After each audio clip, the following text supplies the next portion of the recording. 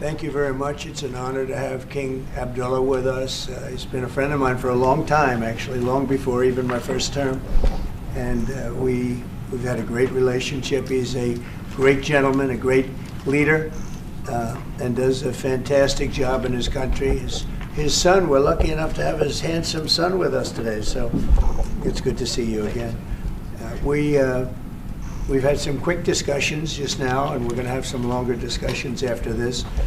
And the relationship with Jordan has been very strong, has been with me, and really has been with the country. But I think I've been closer than other presidents to Jordan and what Jordan represents. And it's an honor to have you and your son with us today. And if you'd like to say a few words, and thank you very much. Mr. President, thank you very much for having us, and so short after your inauguration, I think just as a testament to what you said is a special relationship between our two countries and the personal relationship of friendship and trust between the two of us. Mr. President, I truly believe that with all the challenges that we have in the Middle East, that I finally see somebody that can take us across the finish line to bring stability, peace, and prosperity to all of us in the region. And it is, I think, our collective responsibility in the Middle East to continue to work with you, to support you, to achieve those lofty goals. So I'm very delighted to be here, and as you said, sir, we've got some very interesting discussions ahead of us. Very good, very good. Thank you very much. Mr. President, many people in the region, especially Jordan, are worried about the annexation of the West Bank. Will you give His Majesty the King guarantee that you won't allow Israel to annex the West Bank? And how are you going to? I think that's going to work out very well. That's not really what we're talking about today. I think that's something that's going to work out automatically, and it's in good shape. And we discuss it, and other people have discussed it with us and with me. That's going to work out. West Bank is going to work out very well.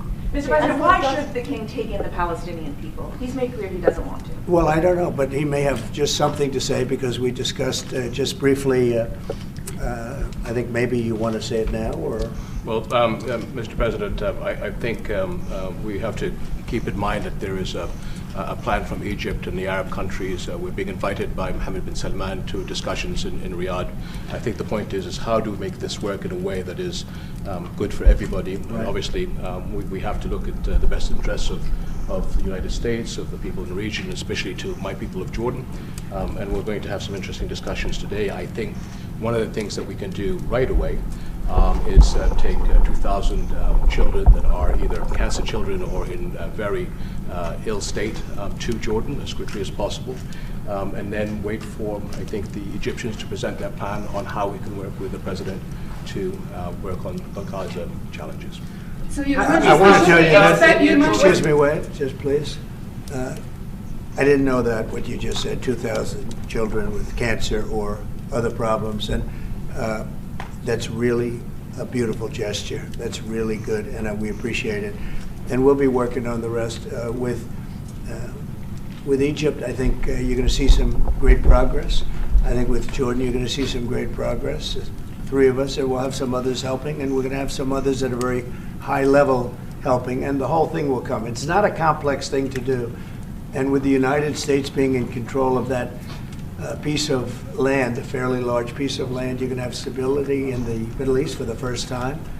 And the Palestinians, or the people that live now in Gaza, will be living beautifully in another location. They're going to be living safely. They're not going to be killed, murdered, and having to leave every 10 years, because I've been watching this for so many years. It's nothing but trouble.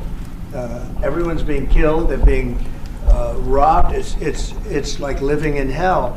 And they're going to end up having a great home, great families that don't have to get mugged and killed and beaten up and harassed by Hamas and everybody else. And I know we'll be able to work something. And what you just said about the 2,000 is fantastic. It's so beautiful. It's music to my ears. But we're going to be able to work something, and I know we'll be able to work something also with I believe, not 100%, but 99%. We're going to work out something with Egypt. But Mr. President, during your election campaign, Mr. President, how is the U.S. going to own Gaza? Your White House has made clear taxpayer dollars won't be used for this. So no, what money are you going to use to buy Gaza? We're not going to buy anything. We're going to have it, and we're going to keep it, and we're going to make sure that there's going to be peace and there's not going to be any problem, and nobody's going to question it. And we're going to run it very properly, and eventually we'll have economic development at a very large scale, maybe the largest scale on that site. And we'll have lots of good things built there, including hotels and office buildings and housing and other things. And we'll make that site into what it should be. And the people from Gaza who wouldn't be able to be there for years, because you're talking about just to get it and prepare it and to take care of all of the problems that currently it has, as you know, tunnels, and people are in those tunnels, and you have some good people and some bad people, and you may have hostages right now. You know, you have the hostages possibly there. They don't know where they are. And you know, I have a Saturday deadline, and I don't think they're going to make the deadline personally. I think they want to play tough guy, but we'll see how tough they are. But it's going to be a wonderful thing. It's going to be wonderful for the Middle East. I think it'll turn the Middle East. I think you're going to have peace in the Middle East. You're going to eventually have peace in the Middle East. Couldn't this deadline risk undermining the talks that you're having with the king today, and risk the kind of wider peace that you're trying to? Because that's not. We're not talking about a big situation. We're talking about something that can go very quickly. We're talking about it's going to go quickly. It's not going to take a long time. Okay. That's not going to take a long time. You know bullies? You know what a bully is, right? You know the bully, I've always, and I found it throughout my life, a bully is the weakest person. And they're bullies. Hamas is bullies. The weakest people are bullies. You know that, right? All right, go ahead. Mr. President, you were saying that Palestinians will live somewhere else safe. Where exactly do you want them to live? Well, it's not where I want them to live. It's going to be where we ultimately choose as a group. And I believe we'll have a parcel of land in Jordan. I believe we'll have a parcel of land in Egypt. We may have someplace else, but I think when we finish our talks, we'll have a place where they're going to live very happily and very safely. And, you know, don't forget, they only want to be on the Gaza Strip because they don't know anything else. They've never had an alternative. And they don't want to be on the Gaza Strip, but they have no choice. They have to be.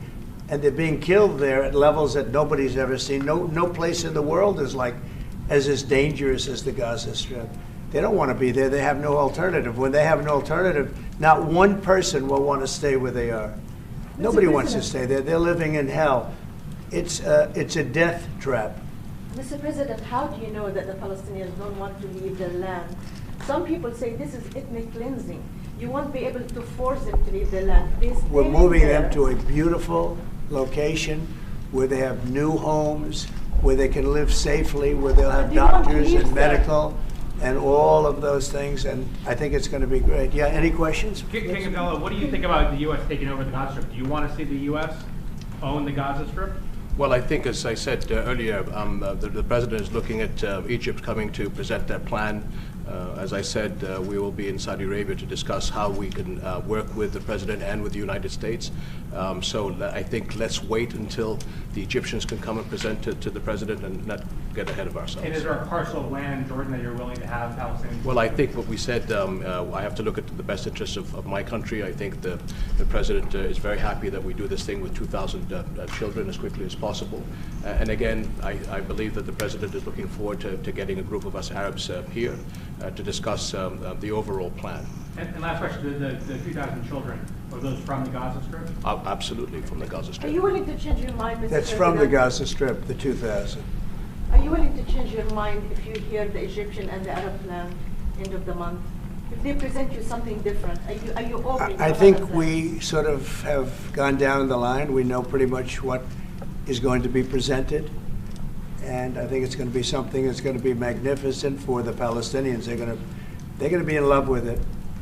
I did very well with real estate. I can tell you about real estate. They're going to be in love with it. But Mr. President, does it concern you that moving 2 million people from there? It's a very small number of people relative to other things that have taken place over the decades and centuries. It's a very small number of people. And they're living a terrible life. Look at the way they're living now. Nobody's living like that in the entire world. They're living under buildings that are mostly fallen down and will continue to fall down.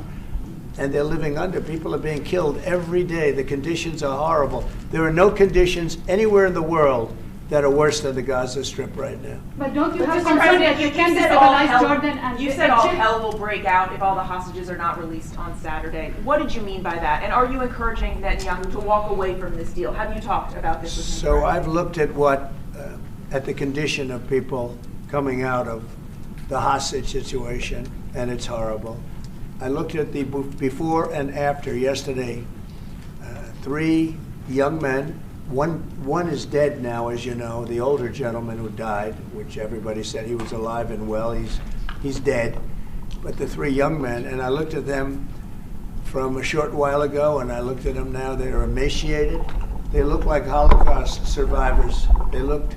I mean, they'll get better, but they're in rough shape. They were treated really badly, and we've heard things from them since. And I think the reason that Hamas is playing so cute is because they saw the reaction to these 3 people that came out, and the other ones. Look, the one young lady had her hand blown off practically, and they were not in great shape either. But she's missing her fingers and a big part of her hand. You know what she did? She was stopping a bullet that was aimed at her. She went like that, then it blew off her hand. No, I think I think they want time, because I think the people that they have living are in such bad shape, because they're sending the most healthy people out because they don't want to send the least healthy people out. And there was an uproar when they saw the people from yesterday. So these people are, so I don't want to do 2 and then we do another 2 in another week and then we do 4 in 3 weeks. No. They either have them out by Saturday at 12 o'clock or all bets are off. Mr. President, Mr. President, would you still consider withholding aid to those countries if they don't accept your plans to accept? Well, I don't want to say that, because we've had such a good relationship and we're doing so well just in the short time that we've been talking. I mean, the king just made a statement. I didn't ask him to do that, about literally saving 2,000 young children from the Gaza Strip. We didn't know about that. You didn't know about that. Nobody did, except for the king and his son. I assume you told your son, right? And I just thought it was great. No, I think we'll do something. I don't have to threaten with money. We contribute a lot of money to Jordan and to Egypt, by the way, a lot, to both. But I don't have to threaten that. I think we're above that. I do believe we're above that. So. Would you consider other countries, not Jordan and Egypt? There was talks about Indonesia, Albania, other places. Yeah, sure, we would. And we have other countries that want to get involved. We have a lot of people that want to get involved. There's a great sense of wanting to help the Palestinians. There's a lot of good countries out there, people that rule those countries with big hearts, and this gentleman is at the top of the list. But if they don't want to leave, how are you going to force them, Mr. President? Oh, they're going to be great. They're going to be very happy. Can Your give us a Majesty, second, Your Mr. Majesty, President? should we May I- expect that the may I- Jordanian response would be part of a coordinated Arab response? The response will be from a multitude of countries, Arab, international. I know the Europeans want to step in. And again, we'll probably have to look to the help of the United States to make sure that COGAT, which is the clearing agency on the Israeli side, makes it as efficient as possible, because 2,000 kids, the best way to get to them is by helicopters and get them straight to our institutions. And I also believe that quite a few countries would also probably like to take some of those kids and have them right. treated in their hospitals. So Now, we hope this to should have launch been this done. ASAP. Yes, and that's right. This should have been done by the Biden administration, but they didn't do anything. They didn't know what the hell they were doing. So this should have been done by the Biden administration. This should have never happened, because October 7th would have never happened if I were president. Zero chance of happening. You wouldn't have had that whole mess where the Middle East got blown up, and you wouldn't have had Ukraine and Russia fighting. That would have never happened. And by the way, we're making good progress there, I think. I really think we're making some very good progress. Mr. President, President, you said are you before that putting the in charge U.S. of it? would buy Gaza, and today you just said we're not going to buy Gaza. We're not going to have to buy. We're going to have Gaza. We don't have to buy. There's nothing to buy. We will have Gaza. What does that mean? No reason to buy. There is nothing to buy. It's Gaza. It's a war-torn area. We're going to take it. We're going to hold it. We're going to cherish it. We're going to get it going eventually where a lot of jobs are going to be created for the people in the Middle East. It's going to be for the people in the Middle East, but I think it can be a diamond. It could be an absolute tremendous asset for the Middle East.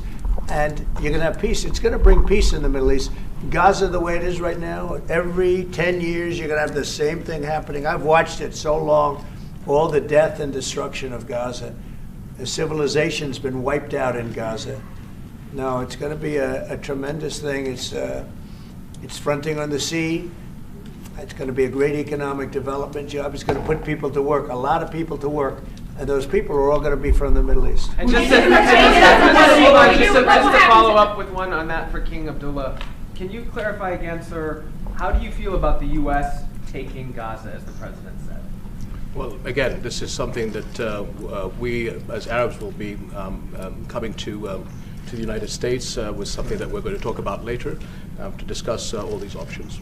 And Mr. President, take it under what authority? It is sovereign territory. Under the U.S. authority. And Mr. President, would you seek to personally develop property in Gaza after this? No, no. I've had a great career in real estate. Mr. I don't, President, you know, when you've done what I've done in the last number of years, including the 4 years that we should have been doing something else, frankly, because people see that now for sure. But when you've done what I've done, you can just do more good for people when you're president. When you're president, we can do things. This is all things that should have been done, but actually things that shouldn't have had to be done. Gaza, absolutely, it would have been so great if the Biden administration would have started this. But actually, in all fairness to them, they should have never let it happen. It did happen, and because of the fact that they let this happen, this catastrophe of October 7th, something like this becomes practical and very real, meaning the development and all of the things that I've talked about with respect to the Gaza Strip. If you didn't have the October 7th catastrophe, and it was a horrible catastrophe, then probably you wouldn't be talking about that. But the only thing I can say is this is going to bring stability and peace to the Middle East.